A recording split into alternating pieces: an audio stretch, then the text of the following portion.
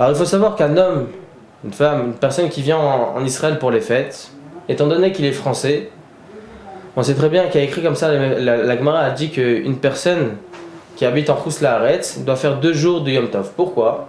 Parce qu'avant, ils n'avaient pas la possibilité de savoir exactement quand est-ce qu'était Rosh Chodesh. Et Rosh Chodesh, c'est lui qui fixe en fait les jours de fête. C'est d'ailleurs la première mitzvah de la Torah qui est à Chodesh Hazelachem, Rosh Chodashim, qui est de fixer le jour de Rosh Chodesh. Et donc avant, en Chutz La'aretz, en dehors d'Israël, ils ne savaient pas exactement quand est-ce qu'était Rosh Chodesh. Et donc ils devaient faire un second jour de Yom Tov, un second jour de fête, afin d'être sûr que le second jour ou le premier jour soit un jour de fête et donc qu'il ne soit pas Mechalel ces jours-là.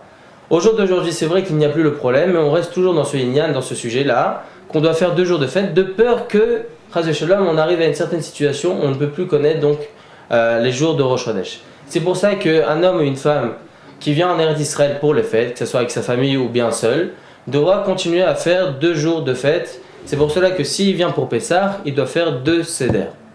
Pessah, Kacher et sa mère.